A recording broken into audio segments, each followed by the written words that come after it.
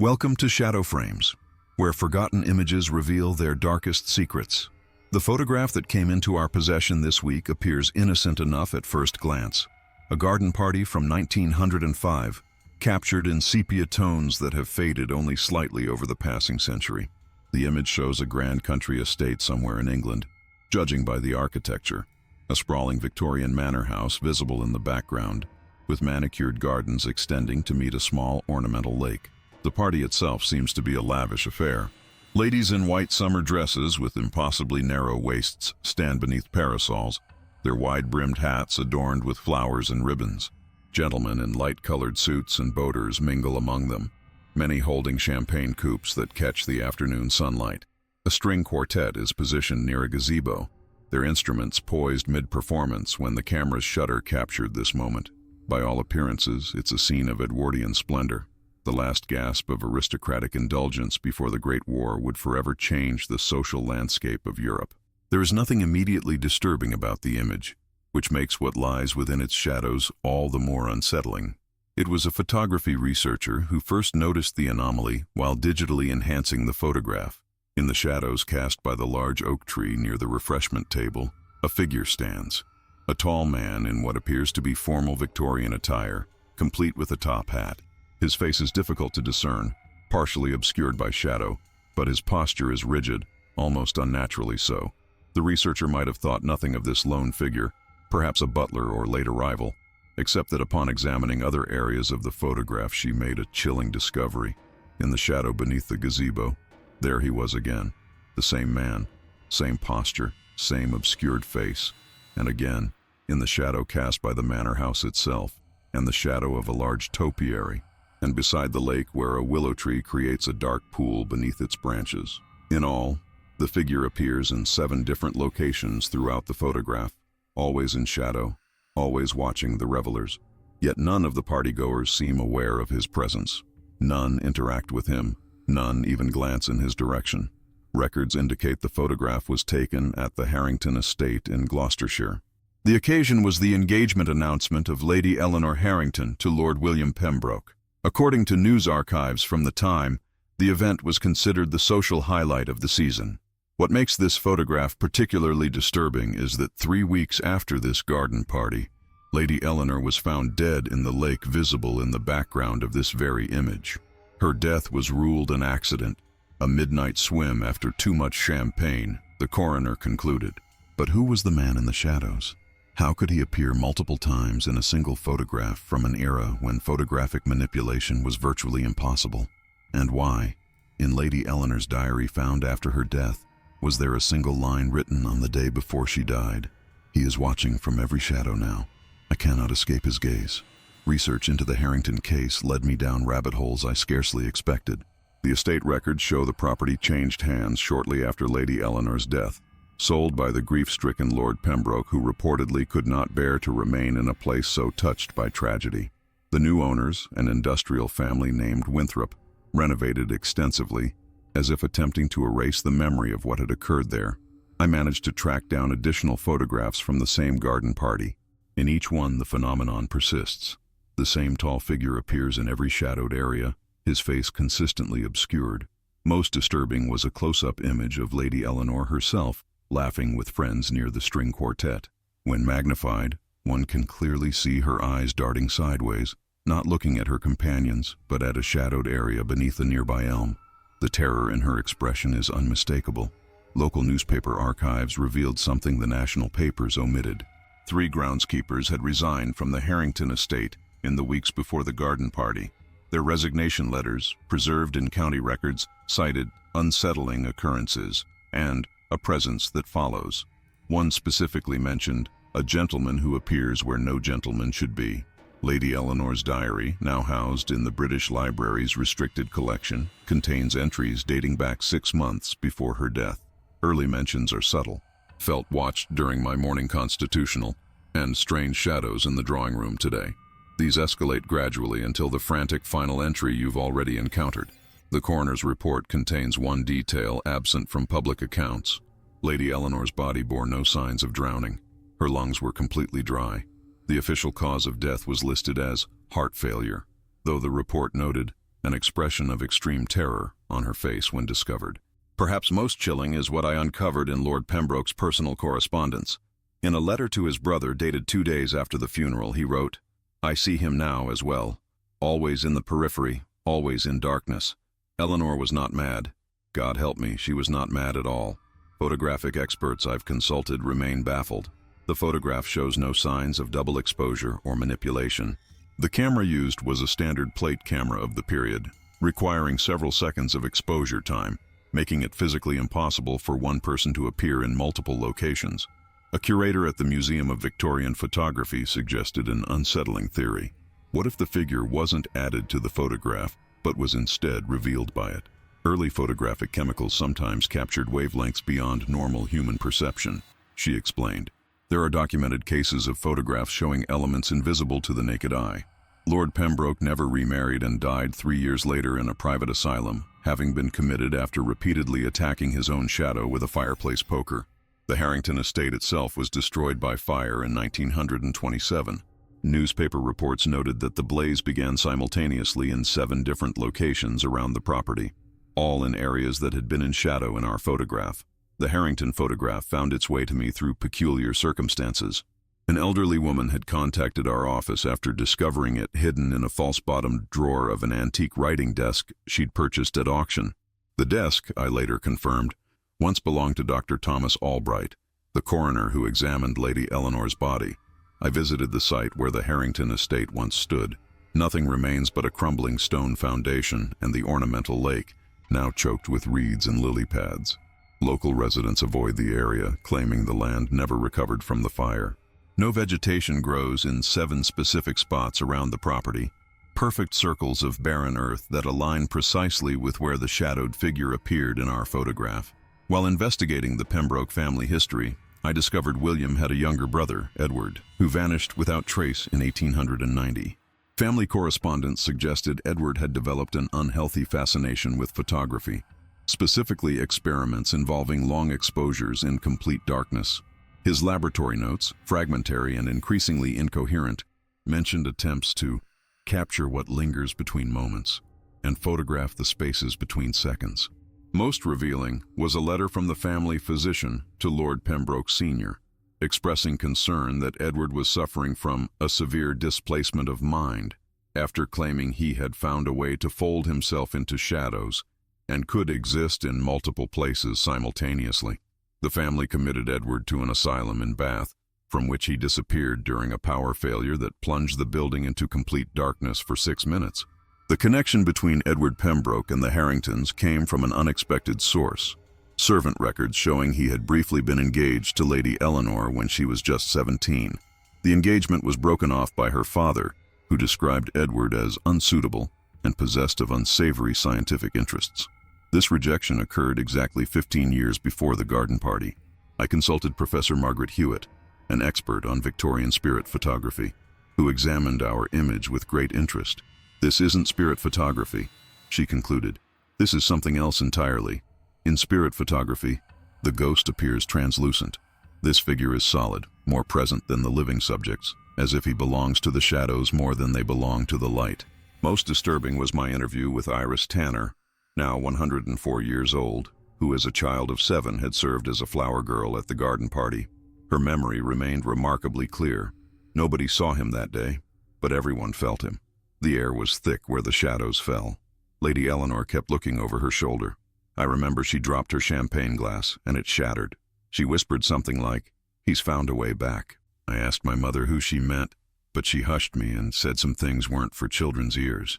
When I showed Mrs. Tanner the photograph, her rheumy eyes widened. "That's not where the shadows were that day," she whispered. "It was cloudy. There was barely any sun at all."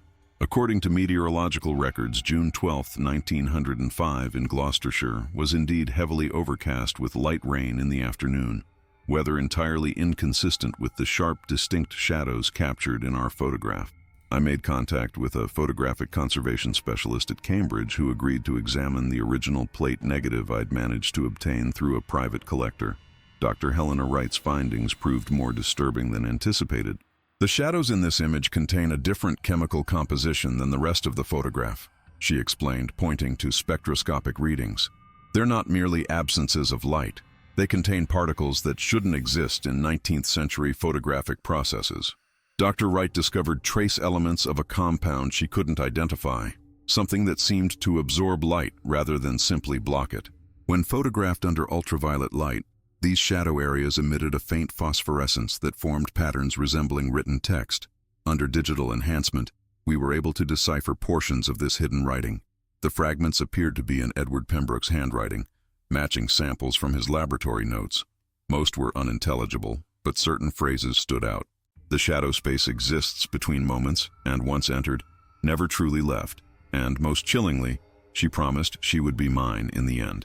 I discovered an unpublished paper by Edward Pembroke in the Royal Photographic Society archives, rejected as nonsensical ravings by the editorial board in 1890. In it, he theorized that shadows were not absences but doorways, thin places, where reality folded upon itself. He claimed to have developed a chemical solution that, when ingested, allowed consciousness to slip sideways into these spaces. His final paragraph contained a disturbing prediction. Those who reject me will find I have not gone at all. I will wait in the darkness between light in every shadow they cast, patient until they realize the truth. No one ever truly escapes their shadow. I traced the ownership chain of the original camera used that day. It passed through several hands before ending up in a private collection in Switzerland. The collector allowed me to examine it. A standard Lancaster plate camera, except for one modification. The lens housing contained trace amounts of the same unknown compound found in the photograph's shadows.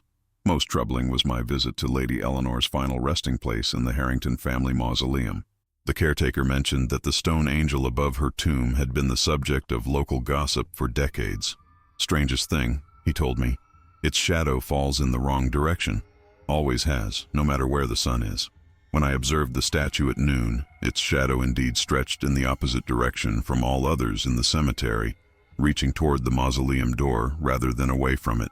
Within that shadow, I noticed a familiar silhouette, tall and formal with a top hat. As I departed the cemetery, I reviewed the photographs I'd taken of Lady Eleanor's tomb on my digital camera. In each image, the statue's shadow contained a figure, but now it appeared to be facing the camera directly. In the final photograph, the figure seemed closer to the frame's edge, as if emerging from the shadow itself.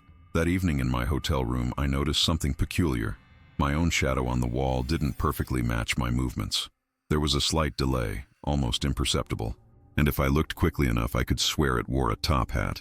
Upon returning to London, I found my flat subtly altered. Nothing was missing or moved, yet everything felt wrong. The corners seemed darker, the shadows deeper. I chalked it up to paranoia until I developed my photographs from the Harrington investigation. In every image I'd taken, not just those from the cemetery, the top-hatted figure appeared in at least one shadow.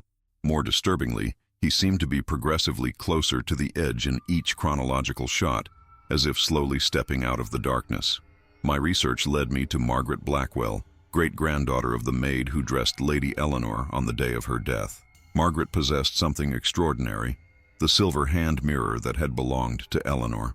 My grandmother said Lady Eleanor refused to look in mirrors during her final weeks. Margaret explained, handling the tarnished antique. The morning of her death, she screamed when this was brought to her, said there was someone else's face behind hers. The mirror's reflective surface was oddly mottled, with dark patches that wouldn't polish out. When photographed, these patches aligned perfectly with the figure from the garden party image. I consulted Dr. Amelia Chen, a theoretical physicist specializing in quantum shadows, the study of information preserved in spaces where light cannot reach. There's growing evidence that shadows aren't simply absences, she explained, examining my photographs. They're information-rich environments where quantum states can persist. In theory, consciousness might imprint itself there under specific conditions. Dr. Chen's analysis revealed something impossible. These images show increasing dimensional intrusion. Whatever exists in these shadows is gradually establishing a stronger foothold in our reality. I found myself installing additional lighting in my flat, eliminating as many shadows as possible. I began sleeping with lights blazing, starting at every shifting darkness when clouds passed before the moon. The dream started 3 nights ago. In each, I walked through the Harrington Gardens as they must have appeared in 1905. The party guests move in slow motion, their laughter echoing strangely. Lady Eleanor always stands by the lake, staring at me pleadingly. Behind her, in every shadow, stands Edward Pembroke. Each night he takes one step closer to emerging fully. Last night's dream ended differently. Eleanor approached me, her dress dripping lake water, her lips blue. "He's using you," she whispered. "Your interest, your investigation. It strengthens his connection. Every time you study the photographs, you give him power." When I woke, I found wet footprints leading from my bathroom to my bed. They disappeared beneath the shadow of my wardrobe. This morning, I made a decision. I gathered every photograph, every note, every scrap of evidence related to the Harrington case and placed them in a metal box. My intention was to burn it all, sever the connection I'd apparently been strengthening. As I struck the match, every shadow in my flat deepened simultaneously. The flame froze between my fingers, neither advancing nor dying, suspended like the garden party in its eternal moment. In my bathroom mirror, I glimpsed movement behind my reflection, the unmistakable silhouette of a top hat. I understand now why Lady Eleanor went to the lake that night. Sometimes the only escape from shadows is to go where they cannot follow. I've spent 3 days barricaded in my flat, lights blazing at all hours. The electric bill will be astronomical, but darkness has become unthinkable. Sleep comes only in brief, terrified snatches when exhaustion overwhelms vigilance. Yesterday, I noticed something that chilled me beyond all previous discoveries. While reviewing my hastily scrawled notes from the Harrington investigation, I found unfamiliar handwriting interspersed with my own, elegant, flowing script that matched the samples from Edward Pembroke's laboratory journals. The messages were fragmentary, but unmistakable. "Join me, and the shadow knows your name, and all researchers become subjects eventually." Most disturbing was that these intrusions appeared in places where my papers had momentarily lain in shadow. I've contacted Professor Judith Reynolds, an occultist specializing in Victorian-era secret societies. She arrived clutching an ancient leather tome, her expression grave upon examining my evidence. "Edward Pembroke didn't invent this technique," she explained, showing me a chapter on the Umbral Brotherhood, a splinter group from a better-known esoteric order. He rediscovered it. The Brotherhood believed shadows were gateways to spaces between realities. Their initiates used photographic chemicals combined with certain mineral compounds to relocate their consciousness. According to Professor Reynolds, the Brotherhood's ultimate goal wasn't merely existence within shadows, but complete emergence, using another person as an anchor to pull themselves fully back into our reality. They require a willing subject, or, failing that, someone intensely focused on them, she warned. "Your obsessive investigation has likely strengthened Pembroke's connection to our world." She left me with a vial of pale yellow liquid derived from an ancient Brotherhood recipe, supposedly capable of severing such connections. "Last resort only," she cautioned. "The barrier between observer and observed becomes dangerously thin." This morning, I made a desperate attempt to document my experiences, setting my camera on a tripod to photograph myself among my research materials. The developed images show a progression that defies explanation. In each successive photograph, my shadow grows darker and more distinct from me, eventually adopting a posture entirely different from my own. In the final image, my shadow appears to wear a top hat, while my actual head remains bare. The telephone rings periodically, but when answered, only static comes through, punctuated by what sounds like distant garden party music, and occasionally, a woman's desperate sobbing. Most alarming was this afternoon's post, a yellowed envelope containing a garden party invitation dated June 12, 1905. The handwritten note inside simply read, "You've already accepted. We await your attendance." I've noticed my reflection now lags slightly behind my movements. Sometimes it smiles when I do not. The yellow liquid sits untouched on my desk. Beyond my windows, twilight approaches.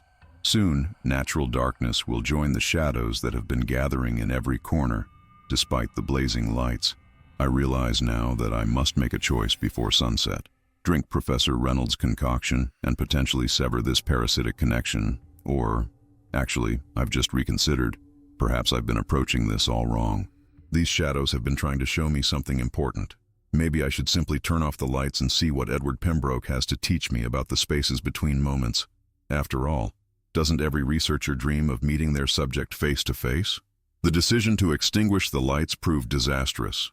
In that instant of self-imposed darkness, I felt something fundamental shift, as if reality itself had folded along invisible seams. When my trembling hand finally found the switch again, the flat appeared unchanged. yet irrevocably different. My reflection no longer appears in mirrors.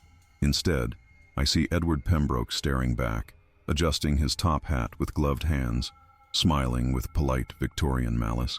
He makes no aggressive moves, simply watches, waiting for something I cannot fathom. Yesterday I attempted to leave my flat for the first time in days. The door opened not onto my familiar hallway, but onto the Harrington estate gardens, caught in eternal summer twilight. The party guests moved like automatons, their faces blurred and indistinct except for Lady Eleanor, who turned to stare directly at me with hollow, pleading eyes. I slammed the door shut and haven't approached it since. Professor Reynolds hasn't responded to my increasingly frantic calls. When I finally mustered the courage to drink her yellow concoction, it evaporated in the glass before touching my lips, leaving behind a residue that formed the words, "Too late," on the bottom of the tumbler. The boundaries between myself and Pembroke grow porous. I've caught myself speaking in his clipped Victorian cadence, using phrases I've never known. My handwriting slides between my familiar scrawl and his elegant script, sometimes mid-sentence. I find myself sketching diagrams of photographic equipment that hasn't existed for a century. Most disturbing is what happened this morning. While reaching for a book, I noticed my hand cast two shadows, one that matched my movement, and another that remained perfectly still. When I jerked my arm back in horror, only one shadow followed. The other lingered for several seconds before slowly sliding across the wall to rejoin me. I've developed a theory, born of desperation and sleepless delirium. Edward Pembroke isn't trying to possess me. He's trying to trade places. The Shadow Realm has been his prison for over a century. Lady Eleanor was his first attempt at escape, but something went wrong. Perhaps she chose the lake as the one place his shadows couldn't follow, sacrificing herself to prevent his emergence. Among my scattered research notes, I found a page I don't remember writing, containing a passage supposedly from Edward's original experiments. The shadow self can be trapped but never destroyed. It requires an exchange, one consciousness for another. The doorway swings both ways. Is that what he's planning? To pull me into his twilight prison while he steps forth into the world of light and substance? Outside my windows, London has disappeared. No matter the hour, my flat now looks out upon the Harrington Gardens.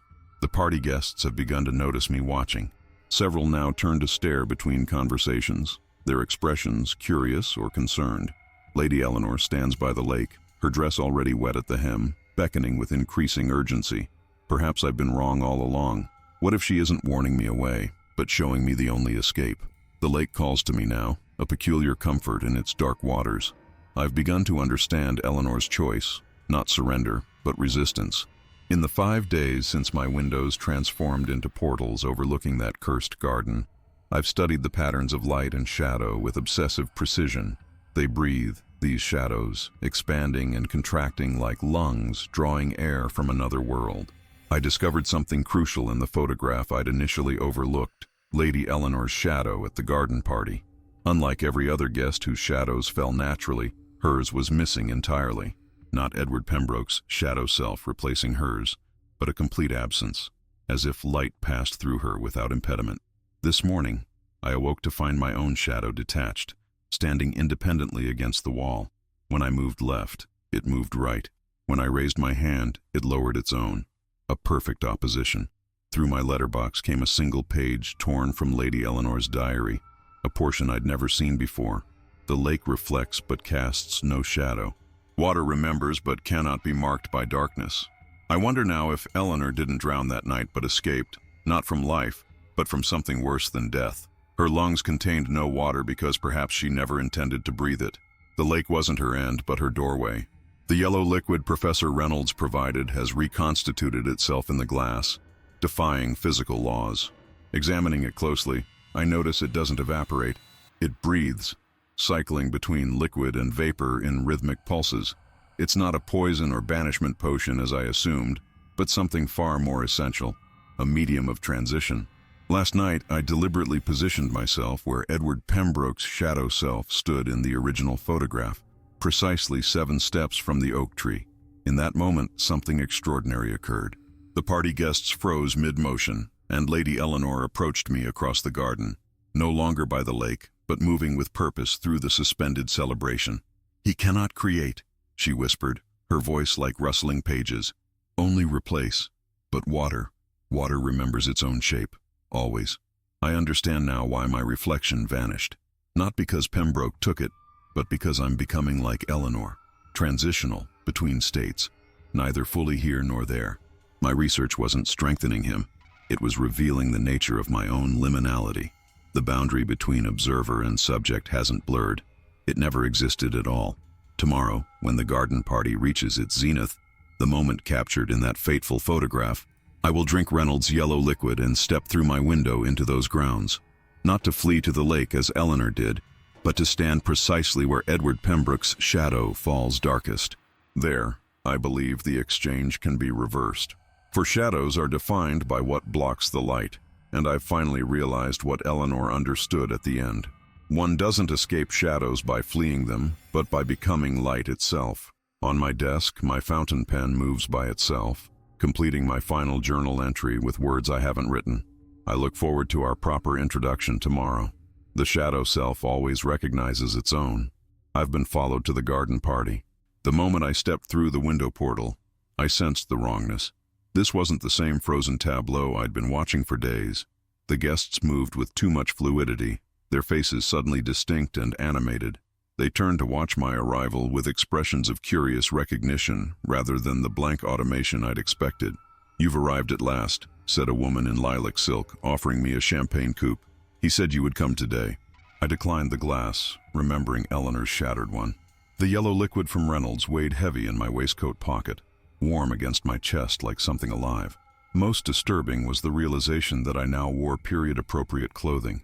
A light summer suit I had never owned, complete with a boater hat I could feel perched upon my head. The garden seemed larger from within, the paths stretching farther than perspective should allow. 7 oak trees now stood where I had observed only one from my window. Beneath each waited a shadow that didn't belong to any guest, a tall, top-hatted silhouette that pivoted slightly as I passed, tracking my movements. "The exchange requires witnessing," came a voice at my shoulder. Lady Eleanor stood beside me, her dress dry, her eyes clear and present in a way they hadn't been in my visions. That's why he needed the party. All these people, all these eyes, confirming what is real. "Where is he?" I asked. "Everywhere that light is not," she answered, "but primarily there." She pointed toward the gazebo, where a figure stood with his back to us, addressing the string quartet. Even from behind, I recognized my own posture, my distinctive way of gesturing when explaining something. The quartet members looked from him to me with subtle confusion, 2 versions of the same man existing simultaneously. I understood then the true horror of what was happening. Pembroke hadn't merely escaped, he had taken my place in my own time, while bringing me here to ensure the exchange had historical precedence. "Time isn't linear in the shadow realm," Eleanor explained, as if reading my thoughts. "He's already lived your life for weeks while you've been trapped here for mere hours." I reached for Reynolds's vial, but my pocket was empty. Across the lawn, I saw my doppelganger hold up a small glass container to the light, examining the yellow liquid within before pocketing it with a satisfied smile. "He's very thorough," Eleanor said softly. "He's had a century to plan this moment." The sunlight dimmed suddenly, though no clouds crossed the sky. All around the garden party, shadows lengthened and deepened, stretching toward the center of the lawn where I stood. The guests continued their conversations, oblivious to the darkness gathering at their feet. 7 shadows from 7 trees, Eleanor whispered. "When they converge, the exchange becomes permanent." I watched in mounting horror as the elongated darkness slithered across the grass like liquid ink, only feet away from reaching me. My doppelganger in the gazebo turned finally to face me directly, raising his glass in mocking toast. His face was not my own, but that of Edward Pembroke, wearing my life like an ill-fitted mask. The shadows inched closer, their edges rippling like water disturbed by unseen currents. I stumbled backward, desperate for escape, but found myself surrounded on all sides. The party guests continued their revelry, blind to the encroaching darkness converging toward me in a perfect heptagram pattern. In that moment of desperation, I noticed something peculiar about Lady Eleanor's posture. She stood with her right hand slightly extended, fingers splayed in an unnatural position. Following her gaze, I realized she was pointing, not at the approaching shadows, but at the ornamental lake beyond the garden. "The water," she whispered, her voice barely audible above the quartet's music. "Edward fears it. Water holds no shadows of its own, only reflections. It's why he couldn't follow me that night." I lunged forward, breaking through the circle of advancing darkness just as the shadows touched each other. Behind me came a howl of frustration that the party guests inexplicably failed to hear. My doppelganger had abandoned all pretense of being human, his form elongating as he pursued me across the lawn, stretching impossibly tall while remaining paper-thin. The lake shimmered ahead, its surface catching the late afternoon sun in fragments of gold and amber. I heard footsteps pounding behind me, too many for a single pursuer. Glancing back, I saw 7 identical figures giving chase. Edward Pembroke had split himself across all his shadow forms, each racing toward me with the same twisted expression of fury. Eleanor appeared suddenly beside me, keeping pace effortlessly. "The exchange works both ways," she said, not breathless despite our sprint. "He meant to trap you in shadow, while claiming your place in the light. But shadow cannot exist without light. They're not opposites but complementary states." We reached the lake's edge, the water lapping gently against a small wooden dock. The 7 Pembrokes converged behind us, merging into a single towering figure that blotted out the sun. "Jump," Eleanor urged. "But understand, there's no coming back as you were." I hesitated only for a moment before plunging into the cold depths. The shock of submersion momentarily stole my breath, water rushing into my ears and nose. I expected darkness beneath the surface, but instead found myself surrounded by refracted light, countless rays bending and dancing around me. Through the shimmering barrier of the water's surface, I could see Pembroke raging on the shore, unwilling or unable to follow. His form flickered between shadow and substance, between Victorian gentleman and monstrous silhouette. Eleanor floated beside me, her dress billowing like pale seaweed. "This is why I chose the lake," she said, her voice somehow clear despite the water surrounding us. "Not to die, but to transform. Water holds memory, but not form. Here, we exist as potential rather than fixed reality." I understood then what she'd been trying to tell me. The lake wasn't an escape. It was a threshold. Not death, but a different kind of existence. Through the rippling surface above, I watched with detached fascination as my abandoned body on the shore collapsed, its shadows retracting like startled tentacles back into a normal human form. "What happens now?" I asked, surprised I could speak underwater. Eleanor smiled, the expression somehow both sad and liberating. "Now we wait. The camera will capture this moment soon. And when someone finds that photograph, someone curious, someone who notices what lurks in shadows, we'll have another chance to set things right." The water remembers shapes, but not boundaries. I've existed between worlds since entering the lake, neither fully here nor there, a state of perpetual liminality that defies conventional understanding. Time passes differently in this reflective realm. What felt like moments beneath the shimmering surface with Eleanor has apparently been decades in the world above. From our liquid vantage, we've witnessed multiple owners of the Harrington estate come and go, each unaware of the photograph's power or the presence lingering in its captured shadows. The camera that immortalized that fateful garden party has passed through numerous hands, each transfer weakening the barriers between worlds just slightly. Eleanor has taught me to project myself into reflective surfaces, mirrors, polished silver, even the glassy screens of modern devices. "We're not ghosts," she explained once, her voice rippling through our shared consciousness. "We're impressions, preserved in light rather than shadow." Pembroke manipulated darkness. We exist in reflection.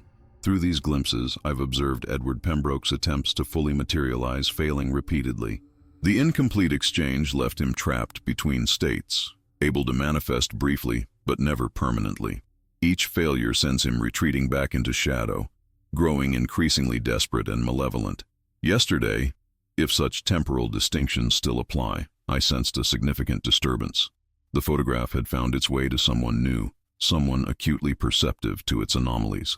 I felt Pembroke's awareness sharpen like a predator catching a scent, his consciousness surging toward this new potential anchor. "He's found another researcher," Eleanor confirmed, her essence coalescing beside me in our watery domain. "Someone methodical, thorough, exactly the type of mind he can use." Through a camera lens in London, I caught glimpses of this unfortunate soul, hunched over documents, squinting at enlargements of our photograph, making precise notations about shadow angles that contradicted meteorological records. Each observation strengthened Pembroke's connection, allowing his influence to seep through like ink on wet paper. Eleanor and I have developed our own capabilities during our submersion.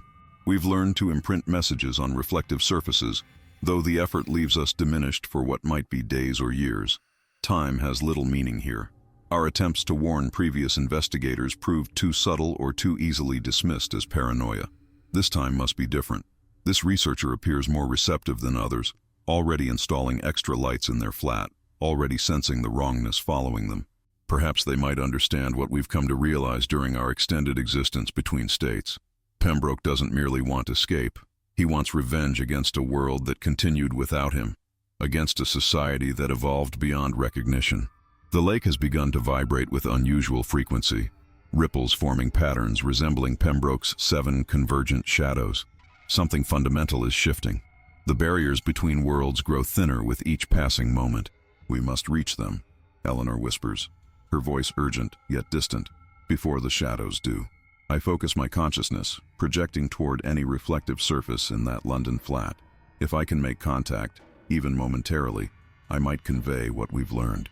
That water isn't merely Pembroke's weakness, but the key to understanding his nature and ultimately defeating him. The message came through in fragments, words appearing in condensation on a bathroom mirror, in the surface of tea gone cold, in the screen of a laptop briefly caught in reflection. Always incomplete, always desperate. Water holds the key, and not escape but transformation. And 7 points, 7 shadows, 7 doorways. I don't know if our warnings reached them in time. The disturbance we felt suggests a confrontation occurred, a moment when possibilities converged and diverged simultaneously. Through the strange acoustics of our liquid existence, Eleanor and I heard the researcher's final decision reverberate across the barrier between worlds. Perhaps I should simply turn off the lights and see what Edward Pembroke has to teach me. A terrible mistake. We felt Pembroke's surge of triumph, followed by something unexpected: resistance. The researcher hadn't surrendered completely. The exchange was incomplete, Eleanor observed as ripples of disturbance spread through our domain. Like mine, like yours. This partial transition created something neither Pembroke nor we had anticipated, a third state of being, neither shadow nor reflection, but something between them. The researcher exists now in a twilight condition, partially here in our watery realm, partially in shadow, partially in the physical world. This fragmentation has weakened Pembroke's carefully constructed design. For over a century, he maintained perfect equilibrium between his 7 shadow aspects, each anchored to a specific location at the Harrington estate. The researcher's divided consciousness has disrupted this balance, creating instability throughout the system.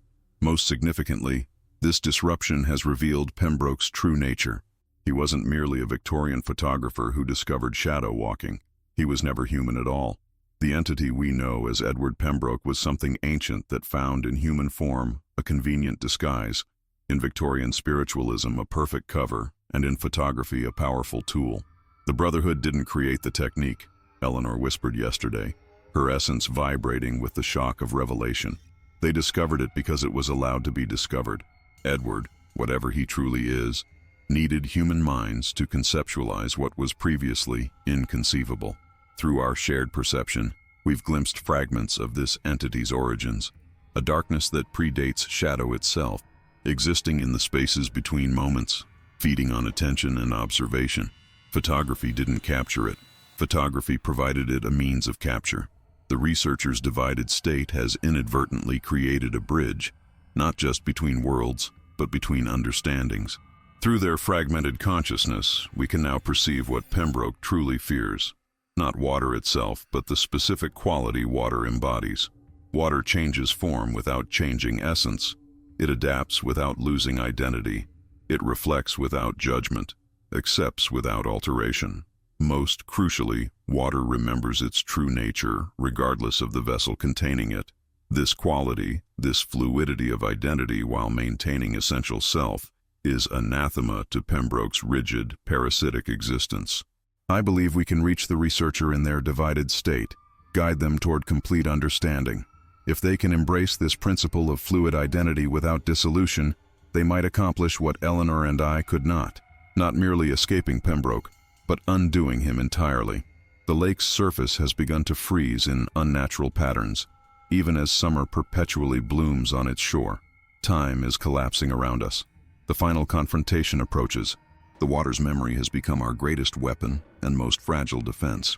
As the boundaries between worlds continue to deteriorate, Eleanor and I have discovered we can project ourselves through any reflection anywhere the photograph has been, creating a constellation of potential contact points stretching across time and space.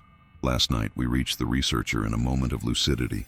Their consciousness flickered through a rain puddle outside their flat, their essence fragmented but recognizable. We communicated through impression rather than language, conveying understanding through shared experience rather than words. Pembroke's 7 shadows are anchoring points, Eleanor explained, her thoughts rippling outward. Each must be severed simultaneously to collapse his structure. The researcher's response came as emotional comprehension rather than speech, a dawning realization that Pembroke's weakness wasn't physical, but mathematical. 7 points had allowed him to create a perfect heptagram, a 7-sided star that ancient practitioners believed could contain powers beyond human comprehension. The garden party's layout, I now understood, had been meticulously engineered to create this precise geometric configuration. Not arbitrary, the researcher's consciousness flickered. The 7 shadows, 7 trees, 7 points of convergence, all deliberate. The camera position itself was the final point that completed his design. This revelation sent tremors through our watery domain. Pembroke hadn't merely been escaping, he'd been constructing. Each photograph taken of his shadow self strengthened a pattern extending beyond 3-dimensional space. Photographs don't just capture light. Eleanor's essence pulsed with urgent understanding. They freeze time. Each image of Pembroke creates another fixed point where his consciousness can exist perpetually. The implications crystallized between us like frost patterns forming on glass. Every reproduction, every examination, every moment of attention paid to those shadowed images has been sustaining him, not merely preserving his existence, but expanding it. Most disturbing was the researcher's final insight before their consciousness slipped away. My investigation wasn't random. He led me to the photograph. He's been cultivating observers for over a century, each one strengthening his pattern. Silence fell over our reflective realm as this truth settled around us. We've never been fighting a trapped Victorian photographer, but participating in something vastly more calculated. Eleanor and I now work feverishly to reach other potential investigators before Pembroke can find them.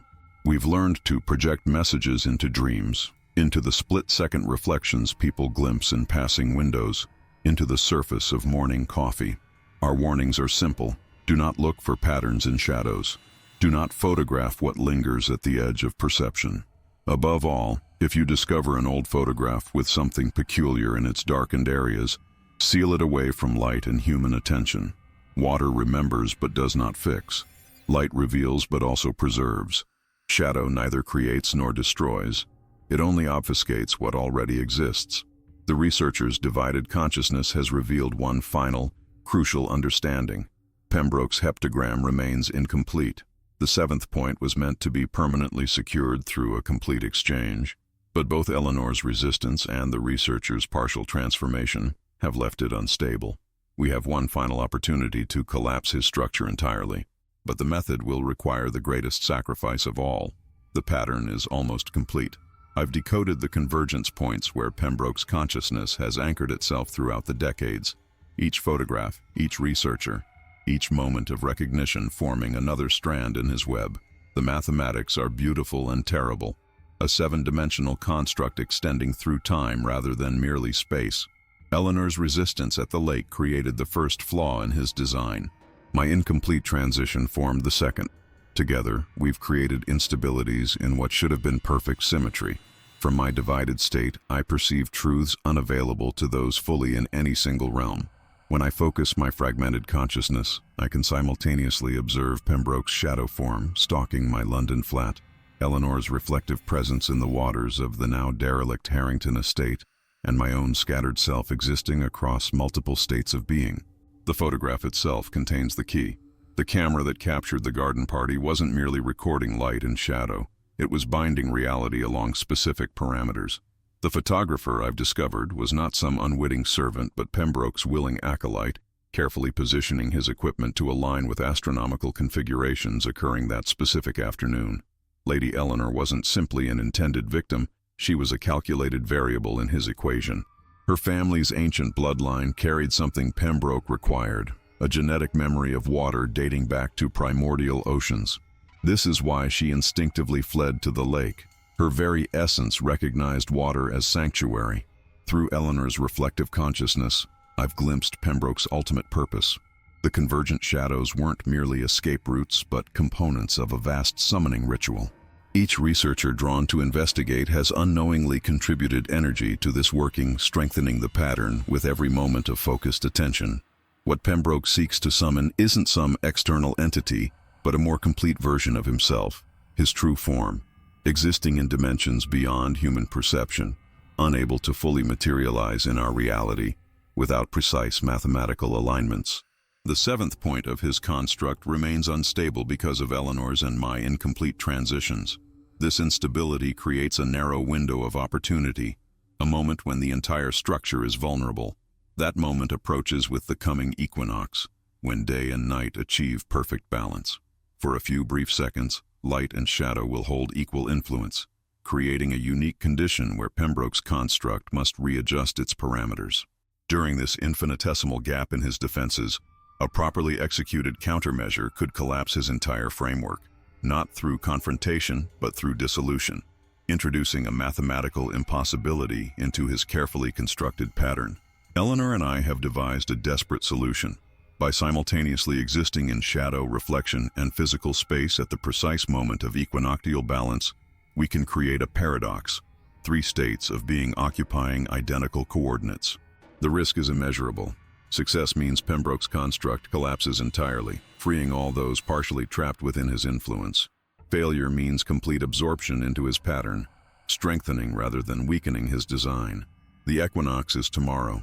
I've positioned reflective surfaces at each of Pembroke's 7 anchor points around London, places where his shadow manifests most strongly. Eleanor waits in the waters that connect to each location through the city's ancient system of underground rivers. Our impossible triangle forms its final point with my own fragmented consciousness, stretched to breaking point across multiple states of existence. The equinox dawned with unsettling stillness.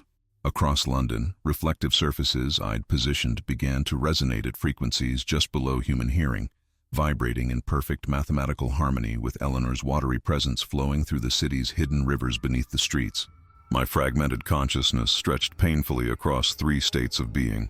Part of me still wandering my flat and corporeal form, part submerged in reflective potential with Eleanor, part trapped in the shadowed realm where Pembroke's influence was strongest. The strain of maintaining this impossible division threatened to shatter what remained of my identity. At precisely 9:16 in the morning, the moment of perfect equilibrium between light and dark, I felt Pembroke's pattern surge with renewed power. He had anticipated our interference. The 7 convergence points across London suddenly pulsed with malevolent energy. Old Victorian photographs in museums and private collections, simultaneously casting shadows that stretched beyond natural bounds. He's accelerating the summoning. Eleanor's voice rippled through my consciousness. The pattern is compensating for instability. Through my shadow aspect, I witnessed something horrifying. Pembroke's true form beginning to materialize at the center of his heptagram. Not the distinguished Victorian gentleman from the photographs, but something ancient and vast, a consciousness that had existed in the darkness between stars long before humanity emerged. The glimpse nearly destroyed my fragile equilibrium. This entity had not simply discovered shadow walking. It had invented darkness itself as a concept, a tool, a weapon. "Hold the triangle," Eleanor urged as my consciousness wavered. "Perfect balance is the only way." I forced my 3 aspects to align precisely as the equinox reached its mathematical apex. Physical body, reflective potential, and shadow self, all occupying the same coordinates while simultaneously existing in 3 separate states of reality. The paradox created a frequency that resonated against Pembroke's pattern like crystal shattering at its resonant pitch. His carefully constructed heptagram began to vibrate, its angles distorting as my impossible triangle introduced mathematical chaos into his perfect symmetry. With a sound like reality tearing at the seams, the pattern collapsed. Every reflective surface in London briefly showed the same image. Not Pembroke's trapped Victorian form, but his true nature, exposed for an instant before the paradox consumed it. The entity howled across dimensions, its influence contracting as the summoning reversed itself. The 7 anchor points burned from within, photographs spontaneously darkening as if exposed to sudden light, shadows retreating to natural proportions. In my flat, I watched my own shadow detach from the wall, twist in apparent agony, then snap back to its proper place. The mirrors briefly showed Eleanor's face instead of my own, her expression peaceful, almost triumphant, before returning to normal reflections. The equinox passed, balance tipped once more toward light. I still exist in 3 states simultaneously, though the boundaries between them have softened.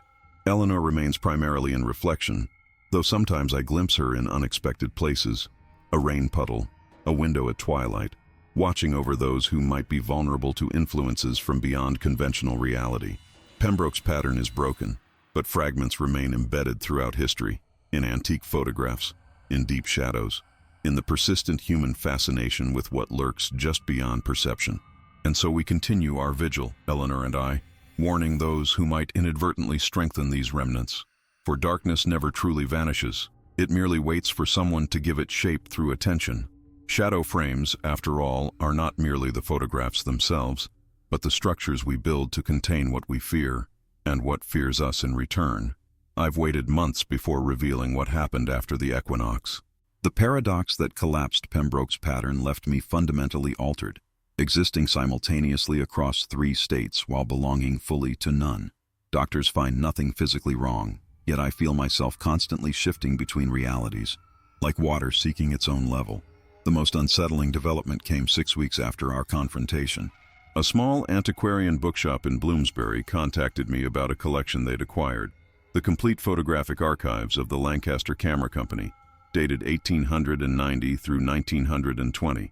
Among these materials was a leather-bound album containing test photographs from the very camera used at the Harrington Garden Party.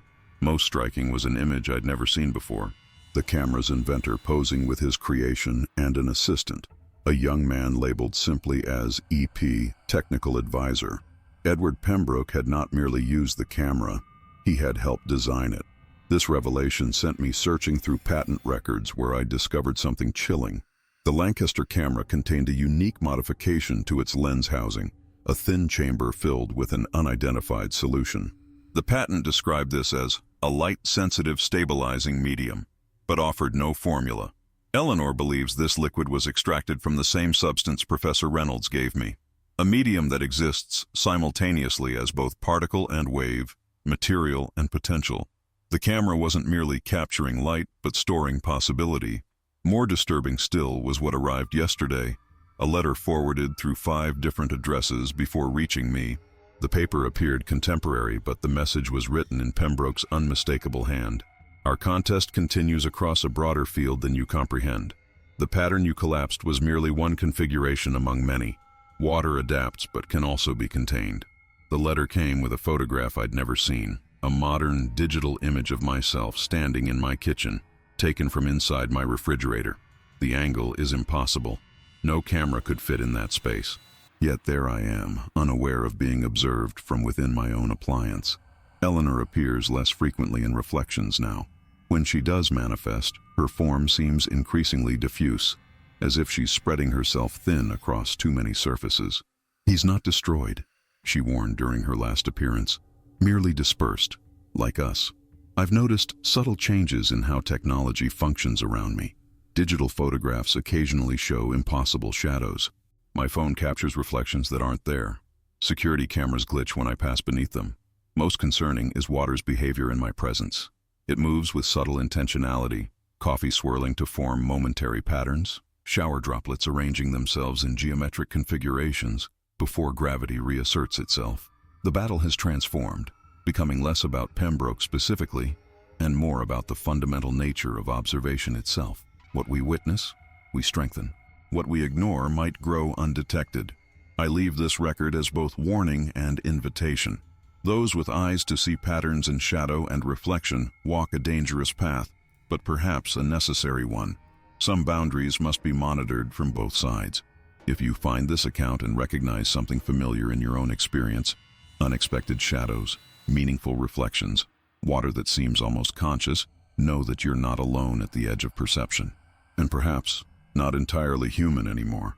The shadows have begun speaking to me directly now, no longer content to merely behave strangely in my presence. Late last night, I discovered why Eleanor has been appearing less frequently in reflections. She hasn't been spreading herself thin. She's been systematically removed. In my bathroom mirror this morning, I found a message etched into the condensation that had formed despite no shower running. She disrupts the new configuration. Water can be displaced. I rushed to check every reflective surface in my flat, finding no trace of Eleanor in any of them. Even the lake at the Harrington estate, which I can still glimpse through certain angles of light at specific times of day, appears unnaturally still, its surface opaque rather than reflective. The fragmentation of my consciousness has begun manifesting physical symptoms. My doctor remains baffled by test results showing my body temperature fluctuates between 94 and 99 degrees within minutes. My pupils dilate at different rates, and most alarmingly, my reflection occasionally moves a microsecond before I do, a discrepancy only detectable on high-speed camera, but undeniably present. Through research into Lancaster Camera Company records, I've uncovered evidence that Edward Pembroke's influence extended far beyond a single camera or photograph. He appears in corporate documents under 7 different names, each responsible for a different aspect of early photographic technology. The chemical formulations he introduced became industry standards by 1912, incorporated into developing processes worldwide. This explains how his influence spread so effectively. Every photograph taken using these processes contained a trace of his mathematical pattern, not enough to manifest his presence, but sufficient to create a global network of potential anchor points. Eleanor's disappearance coincides with another discovery. Her family lineage wasn't merely notable for its genetic memory of water, but for something far more significant. The Harringtons were descendants of an ancient line of what Victorian occultists called boundary wardens, individuals naturally capable of perceiving and enforcing the borders between realities. Her resistance wasn't just instinctual, it was inherited. I found this information in a private collection of Brotherhood documents, along with the disturbing revelation that Pembroke didn't target Eleanor randomly. Her bloodline was specifically chosen because eliminating a boundary warden would weaken reality's natural defenses against precisely the kind of incursion he was attempting. Most chilling was a passage describing how water serves as both conductor and barrier, allowing boundary wardens to perceive multiple realities while preventing their complete dissolution. Without Eleanor's stabilizing presence, my divided consciousness has become dangerously unstable. Yesterday, I discovered an antique hand mirror wrapped in cloth, delivered anonymously to my door. When I unwrapped it, the reflective surface showed not my face, but a scene I recognized immediately: the Harrington Lake at night, its waters black and still under moonlight. At its center floated what appeared to be Eleanor's white dress, empty of occupant. The mirror bears an inscription around its edge, barely visible in certain light. What is scattered may be gathered. What is gathered may be scattered. The reflection remembers what the shadow forgets. I believe this is Eleanor's final message, and perhaps my only chance to restore the balance we briefly achieved during the equinox. The pattern isn't merely mathematical but mnemonic, based not just on geometry but on memory itself. The mirror's surface rippled when I touched it, not like water disturbed by contact, but like reality itself undulating. I understood then what Eleanor had been trying to tell me. The mirror wasn't merely a tool for communication, but a doorway, not to another place but to another state of being where scattered consciousness could be reunified. 7 reflective fragments from the same source. 7 shadows from the same darkness. 7 points forming a pattern that could either contain or release. The mathematical symmetry was suddenly, blindingly clear. Pembroke hadn't been creating a summoning circle. He'd been building a prison, one designed specifically to contain boundary wardens like Eleanor. By dispersing her consciousness across countless reflective surfaces, he'd neutralized her ability to maintain the borders between realities, creating vulnerabilities he could exploit. My own fragmented state wasn't collateral damage but intentional weaponization.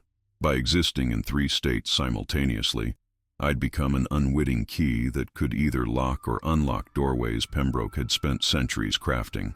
The dress floating in the Harrington Lake wasn't empty, it was waiting. Eleanor hadn't been removed. She'd concentrated herself into a single point, gambling everything on one desperate strategy. The equinox had only been the beginning. The true alignment would come at the solstice, when light reached its maximum dominance over darkness in our hemisphere. At that moment, the imbalance would create pressure against Pembroke's mathematically perfect pattern, forcing it to adapt. In that brief window of adjustment, something extraordinary could happen. I carried the mirror to 7 locations across London, places where Pembroke's anchor points had been established. At each site, I captured a reflection of water. The Thames at Westminster, the fountain at Trafalgar Square, the Serpentine in Hyde Park. Each reflection contained within it a fraction of Eleanor's presence, growing stronger with each addition. When the final reflection was gathered, the mirror grew unexpectedly heavy, as if filled with actual water rather than merely its image.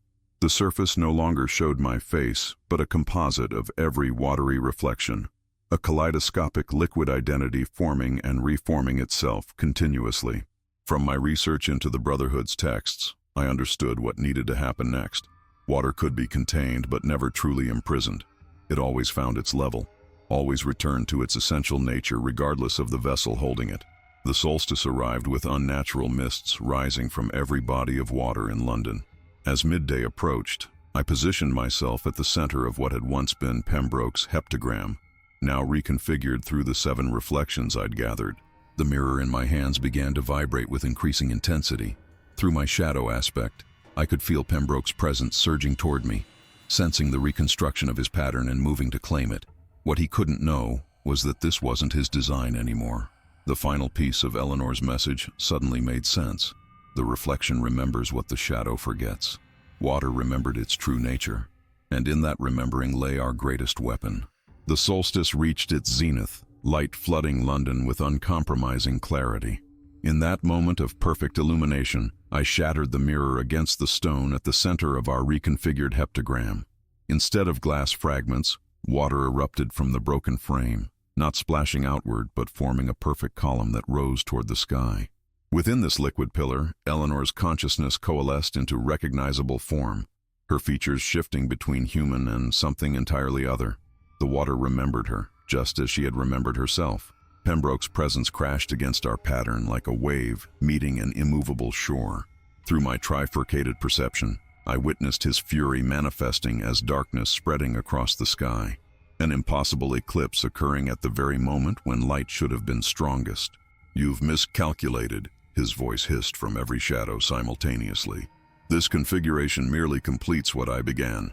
7 points of reflection corresponding to 7 points of shadow. A perfect union." Eleanor's watery form rippled with something like laughter. "Perfect union was never our intent." She spoke directly into my consciousness. "You sought balance to maintain control. We seek imbalance to create change." Understanding flooded through me. The mirror hadn't been gathering reflections to recreate Pembroke's pattern, but to fundamentally transform it. Water didn't maintain rigid structures. It dissolved them. As the eclipse deepened, I felt my fragmented aspects begin to merge, not into the singular being I once was, but into something fluid and adaptive like Eleanor herself. The boundaries between shadow, reflection, and physical form softened until they were merely different expressions of the same essence. Pembroke sensed the transformation too late. His carefully constructed mathematics relied on absolute divisions between states, shadow separate from light, reflection distinct from substance. Our deliberate dissolution of these boundaries introduced a variable his equations couldn't accommodate. The eclipse reached totality just as our transformation completed. In that moment of perfect darkness, water and shadow became indistinguishable, and in that indistinction, Pembroke's power dispersed into formlessness. The light returned with unexpected intensity, not merely reclaiming the sky, but seeming to emanate from within the reconstructed heptagram itself. Eleanor's consciousness merged with mine in that illumination, neither of us remaining entirely separate nor completely unified, a state beyond either individual identity or dissolution. When ordinary perception returned, I found myself standing alone at the pattern's center, the broken mirror frame empty in my hands. Yet I was not truly alone, nor entirely myself anymore. The shadows around me behaved as ordinary shadows should. The reflective surfaces showed only what stood before them. The waters of London moved according to natural currents rather than hidden mathematics. Pembroke was not destroyed. Such entities cannot be truly eliminated, but he was fundamentally altered. Dispersed throughout reality not as an organizing principle, but as potential waiting to be recognized. No longer a consciousness, but a question waiting for curious minds to ask it. I walk between states now, a boundary warden by inheritance rather than birth. Eleanor's gift and burden both. The shadows speak no more, but I listen to them anyway, maintaining the borders between what is and what might be. After all, darkness never truly vanishes. It merely waits for someone to give it shape through attention.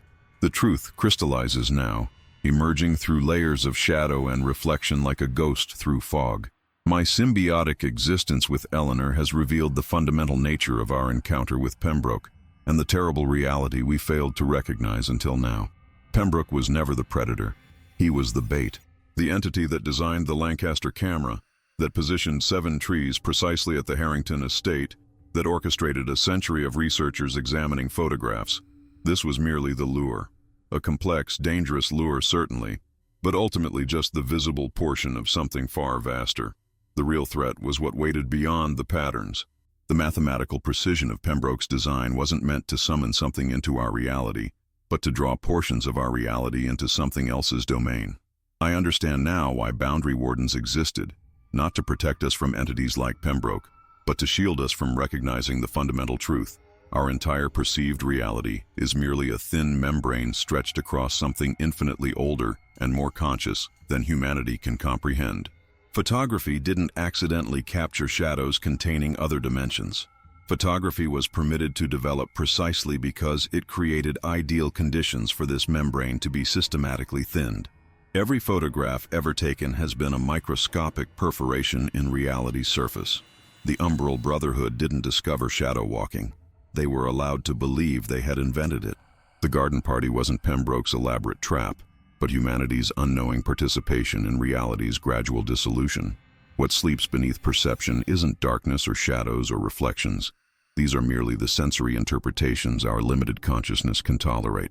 The truth is mathematically precise, yet utterly amorphous, ancient beyond time, yet perpetually nascent. Eleanor's bloodline wasn't merely boundary wardens, but reality anchors. Human consciousnesses evolved specifically to maintain the illusion that our universe operates independently rather than as a permeable layer in something far more complex. Most horrifying is what I've glimpsed through my trifurcated perception. The shadow entities, the reflective consciousness, the physical world, all equally fabricated, all equally designed to maintain a protective fiction that humanity exists at reality's apex, rather than as a momentary ripple in its surface. The camera that captured the garden party wasn't documenting reality, but altering it, creating coordinates for something vast to orient itself against our small corner of existence. This is why water proved so effective against Pembroke's machinations, not because it lacks shadows or holds only reflections, but because water's natural state is transformation. It inherently recognizes and demonstrates the truth we've built civilizations to deny. Nothing maintains its form indefinitely. All boundaries are temporary. As I walk between worlds now, I understand my true inheritance from Eleanor. Not the power to maintain boundaries, but the responsibility to prepare humanity for their inevitable dissolution. The tide that rises beyond perception cannot be stopped, only navigated with awareness rather than denial. The shadows in your photographs aren't errors or anomalies. They're glimpses of what awaits when the membrane finally yields. Not darkness, but perspective so vast it appears as absence to our limited perception. Look closely at any shadow. Eventually, it will look back. The truth settles into my bones like frost, restructuring my understanding of not just Pembroke or Eleanor, but of reality itself. I walk through London streets that feel increasingly like a theatrical backdrop, elaborate but ultimately artificial. Traffic lights change, people rush past, clouds drift overhead, all performing their roles in a vast cosmic deception. I've begun noticing thin places, locations where the membrane stretches particularly thin, abandoned tube stations, certain intersections of ancient ley lines, cameras mounted in specific geometric configurations. At these junctures, shadows behave with subtle wrongness. Water moves with fractional hesitation. Reflections contain peripheries that shouldn't be possible. Most disturbing are the photographers. I watch them now with new awareness. Tourists capturing landmarks, journalists documenting protests, teenagers taking endless selfies. Each click of a shutter, each digital capture, each image shared across global networks, all of them tiny perforations. 8 billion people with cameras in their pockets, unwittingly collaborating in reality's systematic weakening. Eleanor's consciousness, still intertwined with mine, resonates with confirmation when I recognize these patterns. Her ancestral memory contains this knowledge, though previous generations of boundary wardens understood their purpose differently. They believed they were protecting humanity from outside forces. The terrible irony is that they were actually preserving humanity's ignorance of its true position, not at creation's center, but adrift in its shallows. Last week I visited the Science Museum's photography exhibit. Displayed chronologically, the evolution of cameras revealed itself to me as something far more deliberate than technological progression. Each innovation systematically refined reality perforating capabilities, while appearing to simply improve image quality or convenience. The digital revolution wasn't about convenience or democratization of art. It was about scale and acceleration. Billions of tiny perforations replacing millions of larger ones. Dreams have become problematic. When I sleep, my trifurcated consciousness roams freely between states, occasionally slipping through gaps in the membrane to glimpse what waits beyond. These visions leave me gasping awake, my mind struggling to translate what cannot be properly perceived into concepts I can endure.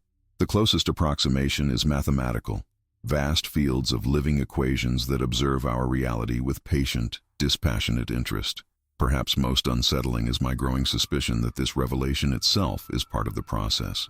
The membrane thins not just through physical perforations, but through conceptual ones, through the very act of recognizing the membrane's existence.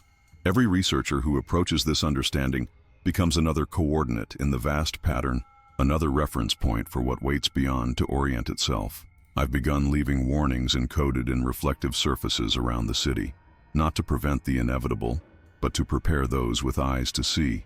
The membrane will yield, perhaps not in our lifetime, perhaps not for generations, but eventually. When it does, humanity's survival will depend not on resisting the incomprehensible, but on adapting to it. Water shapes itself to any container without losing its essential nature.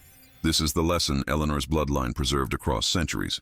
Not how to maintain boundaries, but how to remain ourselves when all boundaries fail.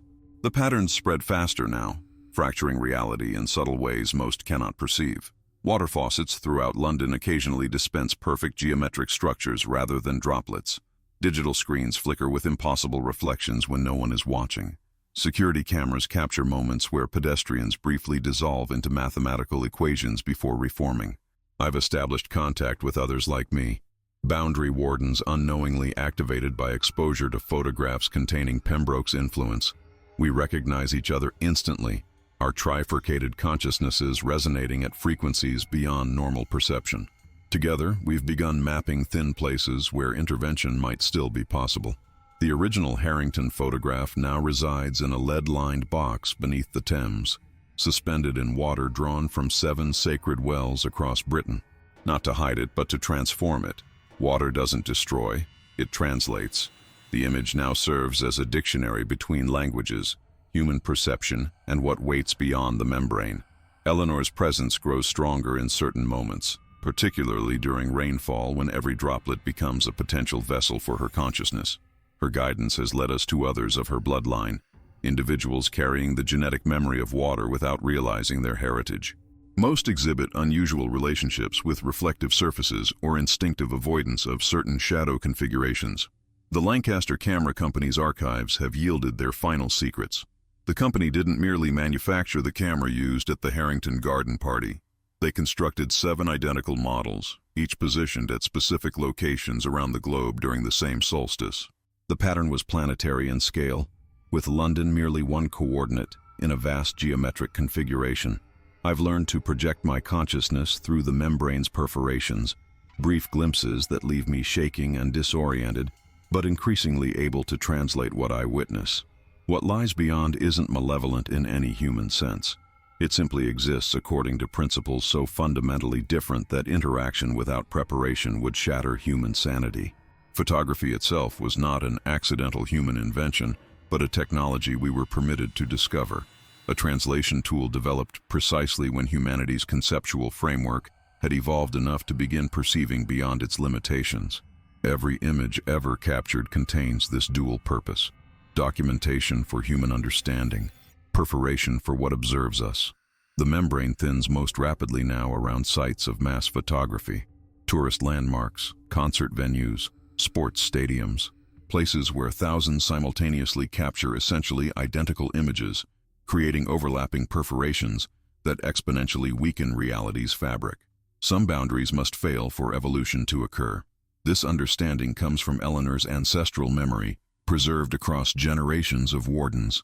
The membrane's dissolution isn't apocalypse but metamorphosis, humanity's collective consciousness preparing to translate itself into forms capable of surviving in what comes next. I stand at the shore of the Harrington Lake, watching ripples form perfect concentric circles despite the absence of wind. My reflection shows not one face, but three simultaneously: physical, shadow, and something without name. Eleanor's consciousness enfolds mine, neither separate nor unified, but coexistent. The garden party captured in that fateful photograph wasn't the beginning of this process, but merely one visible coordinate in a pattern spanning centuries. And I am not its final observer, but one translator among many preparing humanity for its inevitable transformation. The membrane between worlds has thinned to translucence now.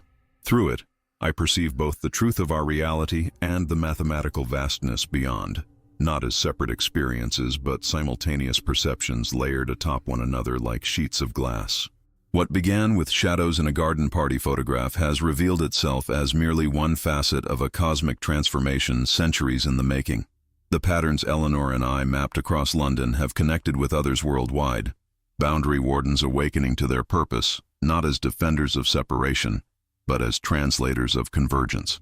Last night, the first large-scale manifestation occurred. During a global social media event when millions simultaneously shared photographs of the aurora borealis visible unusually far south, the membrane briefly dissolved completely. For 3 minutes and 17 seconds, reality restructured itself according to principles beyond conventional physics. Most humans experience nothing more than momentary electronic glitches or strange dreams. Those of us with trifurcated consciousness witness the truth. The auroras weren't natural phenomena, but visual translations of what waits beyond reaching through our collective digital perforations. The entity we knew as Pembroke has evolved beyond recognition. No longer confined to shadows or reflections, it now exists as a fundamental frequency underlying reality itself. Neither malevolent nor benevolent, but essential to the transformation process. What we fought was merely its most comprehensible aspect, a necessary antagonist that catalyzed our awakening. I've discovered 12 others who carried Eleanor's bloodline without knowing their heritage. Each experienced similar awakening events triggered by encounters with photographs containing mathematical anomalies. Together, we've begun preparing humanity's translation matrices, conceptual frameworks that will allow consciousness to maintain continuity when the membrane fully dissolves. Water remains central to this process, not merely as symbol or medium, but as exemplar. The ability to maintain essential nature while constantly changing form isn't merely a survival strategy, but the fundamental template for consciousness evolution. Those who cannot adapt in this way will experience the coming transformation as oblivion rather than transcendence. My final task approaches with the coming total solar eclipse, a moment when shadows will briefly dominate across an entire continent. Not coincidentally, this path of totality precisely follows the planetary pattern established by the 7 Lancaster cameras a century ago. Within this temporary darkness, something unprecedented will emerge. Eleanor's presence grows stronger as this moment approaches. Her consciousness, once scattered across reflective surfaces worldwide, has reconsolidated into something beyond her original identity, yet carrying its essential memory. Through our shared perception, we've glimpsed what awaits beyond the final dissolution. Not darkness or light, but perspective so vast it contains both simultaneously.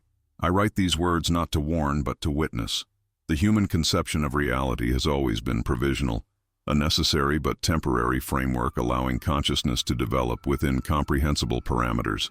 What comes next isn't destruction, but expansion beyond parameters.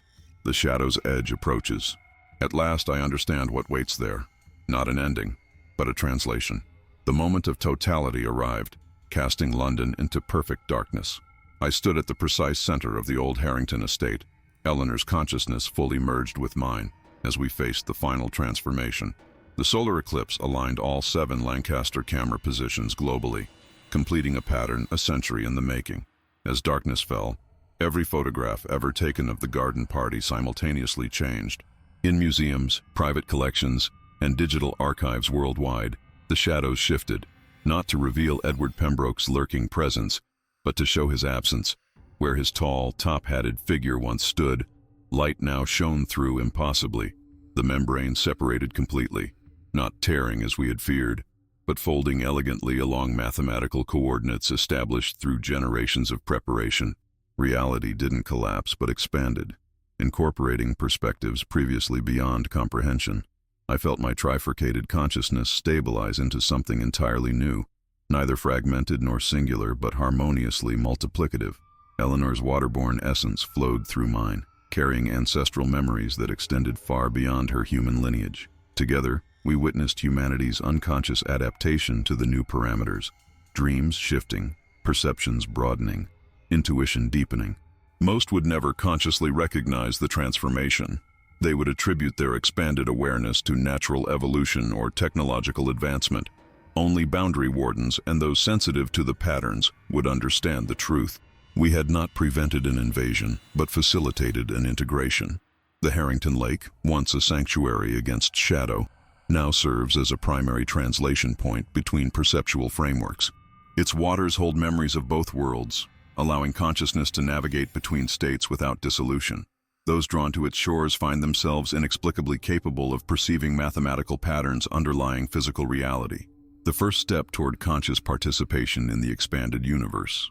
I returned to my flat as the eclipse ended, finding everything simultaneously unchanged and fundamentally transformed. The original garden party photograph sat on my desk, restored from its watery containment beneath the Thames.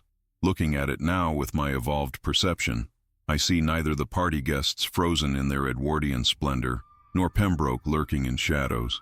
Instead, I see the photograph for what it always was, a window, not a wall.